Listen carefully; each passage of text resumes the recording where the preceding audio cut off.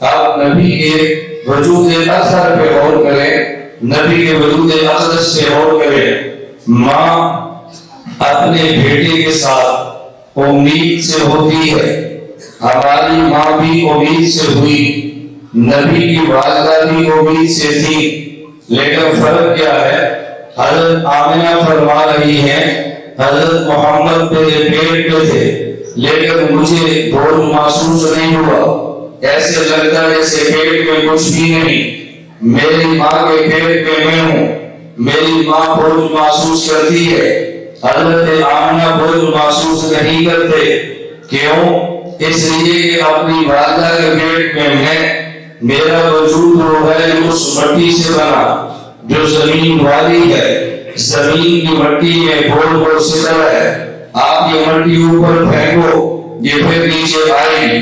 پیغمبر کا وجود اس مٹی سے بنا جو جنت والی ہے، جنت کی مٹی میں ستر اور بوجھ نہیں ہے۔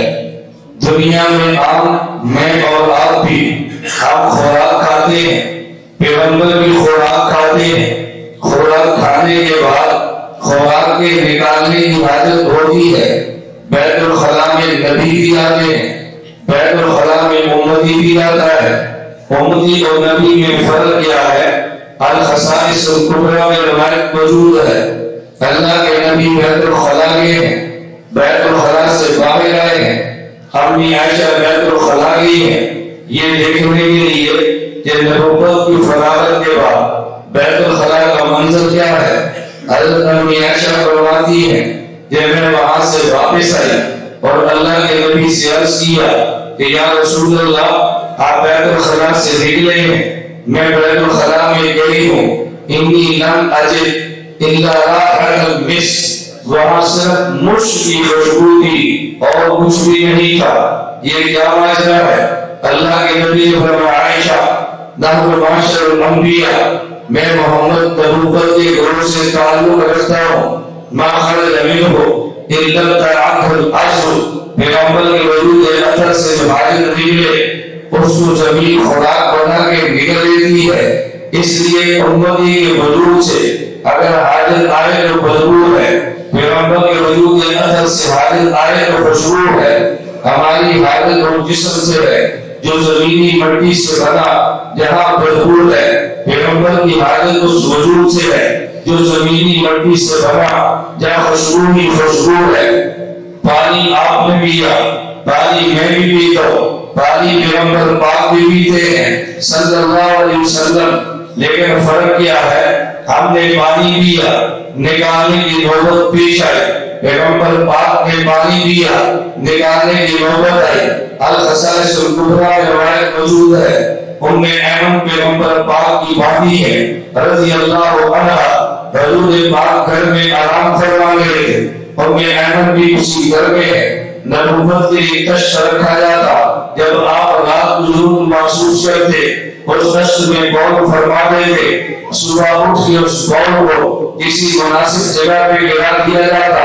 ام ایمن فرماتی ہے رات نیند سے بیدار ہوئی، فقمت وانا تشاہد، مجھے پیاس لگی تھی، فشربت ما فیہ، میں نے پیغمبر پاک کے بول کو پیا، فلما اصبح اخبرته، جب صبح ہوئی تو میں نے حضور پاک کو اطلاع دی، ظاہر نبی کریم صلی اللہ علیہ وسلم اس کو آوڑے اور فرمایا ام ایمن انک لن تشتکی بطن ببعد یومی بہذا، آج کے دن کے بعد تیرے پیٹ میں کبھی بیماری نہیں آئے گی۔ امتی کے پیٹ سے بول آئے تو بیماری بڑا ہے، نبوت کے پیٹ سے بول آئے تو شفا ہے، اس کی وجہ یہ ہے امتی کا بول اس بدن سے ہے جو زمینی مٹی سے بنا، اس میں بڑا ہے، نبی کا بول اس وجود سے ہے جو جنتی مٹی سے بنا جس سے وبا نہیں شفا ہے۔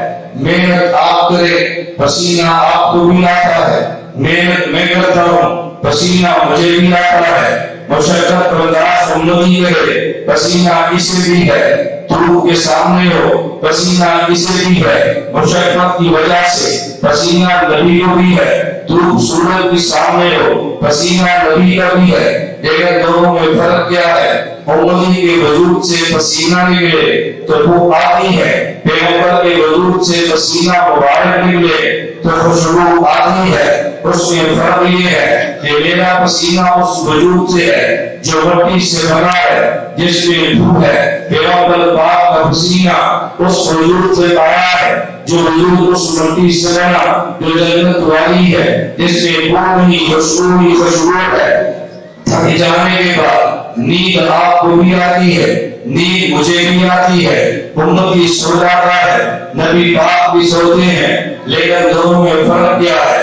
رسول اللہ صلی اللہ علیہ وسلم نے رات کو نوافل پڑھے ہیں, پھر آپ سو گئے ہیں, پھر اٹھ کے آپ نے وتر پڑھے ہیں اور آپ نے وضو نہیں فرمایا. اپنی عائشہ رضی اللہ عنہا نے پوچھا, اللہ کے نبی آپ نے بغیر وضو کے وتر پڑھ لیے, کیا بغیر وضو کے نماز بھی ہوتی ہے؟ کیونکہ سونے سے وضو ٹوٹ جاتا ہے. اللہ کے نبی نے فرمایا, یا عائشہ اے نیا نامانی بلا نام قلبی, میں محمد نبی ہوں. جب نبی سو جاتا ہے نبی کی آنکھ سوتی ہے, نبی کا دل جاگتا ہے. امتی سو جائے تو آنکھ بھی سوتی ہے, امتی سو جائے تو دل بھی سوتا ہے. نبی سو جائے تو آنکھ سوتی ہے, نبی کا دل جاگتا ہے. پیغمبر کی سارے اندر نیند ہے, باطن میں نیند نہیں ہے. امتی سو جائے تو ظاہر پہ نیند ہے اور باطن میں بھی نیند ہے. اس کی وجہ یہ ہے کہ نیند کے لیے حدیث پاک میں لفظ موت آیا ہے. ابھی آپ عشاء پڑھ کے سوئیں گے تو سوتے وقت دعا مانگیں گے, اللہم بسمی کا امود و احیا. حالانکہ سونے لگے ہیں لیکن کہتے قبول ہے, قبول کا معنی کرنا ہے تو سونا کیوں کہتے ہیں؟ جب صبح نیند سے اٹھیں گے الحمدللہ الذی احیانا بعد ما اماتنا, حالانکہ سونے ہیں تو کہنا چاہیے الحمدللہ الذی ایقظنا بعد ما انامنا. اللہ آپ نے سنایا ہے, صبح آپ نے جگایا ہے. ہم کہتے ہیں رات آپ نے موت دی ہے, صبح آپ نے زندگی دی ہے. اس کا معنی حدیث پاک میں نیند کے لیے لفظ موت آیا ہے تو ایک جنت کی مٹی ہے, ایک دنیا کی مٹی ہے. دنیا کی مٹی میں موت ہے, پانی آئے تو حیات ہے, اس میں قرآنی آیات وجود ہے. جنت کی مٹی میں موت نہیں ہے, وہ حیاتی حیات ہے اور موت اور حیات آپس میں بہنے تھی. اس لیے پیغمبر پہ نیند آتی ہے تو ظاہر پہ آ جائے, قلب اندر میں بیداری رہتی ہے. امتی پہ نیند آ جائے تو ظاہر پر بھی ہے اور باطن پر بھی ہے. پیغمبر کی نیند میں اور پیغمبر کی موت, پیغمبر کی نیند میں امت کی نیند میں بھی فرق ہے. ایک درمیان میں اصول یاد رکھنا, اگر یہ ذہن میں آیا کبھی الجھنیں پیدا نہیں ہوگی. اپنی عائشہ رضی اللہ تعالی عنہا کو ایک الجھن پیش آئی ہے. اللہ کے نبی نے نفل پڑھے اور آپ سو گئے ہیں اور بغیر وضو کے وتر پڑھے. امی عائشہ پوچھ رہی ہے کہ یا رسول اللہ, سونے سے تو وضو ٹوٹ جاتا ہے, آپ سونے پہ اٹھے اور آپ نے وضو نہیں کیا, آپ نے وتر کیسے پڑھ لیے؟ اب اس سے کچھ آدمی اگر یہ سوال کرے کہ امی عائشہ کا عقیدہ تو یہ تھا کہ سونے سے وضو ٹوٹتا ہے, سونے والا نبی ہو یا سونے والا نبی ہو, اگر میں عقیدہ بناتا ہوں کہ نبی کا وضو ٹوٹ جاتا ہے سونے سے, یہ تو عقیدہ امی عائشہ کا تھا. یہ دیکھو امی عائشہ کا والی ہے. ہم نے کہا امی عائشہ کا عقیدہ کا مارا گیا. امی عائشہ پیدائشی صحابیہ تو نہیں ہے, امی عائشہ پیدائشی, امی عائشہ تو پیدا ہوئی ہے, کلمہ بعد میں پڑھا ہے. صحابی پیدائشی صحابہ تو نہیں تھے, دو چند کے علاوہ پیدا ہوئے کافر بھی ہر گئی اور بعد میں کلمہ پڑھا, مسلمان بنے تو صحابی بنے. پیدائشی آگے تو نہیں تھے, نبی سے پوچھتے تھے, علم آ جاتا تھا.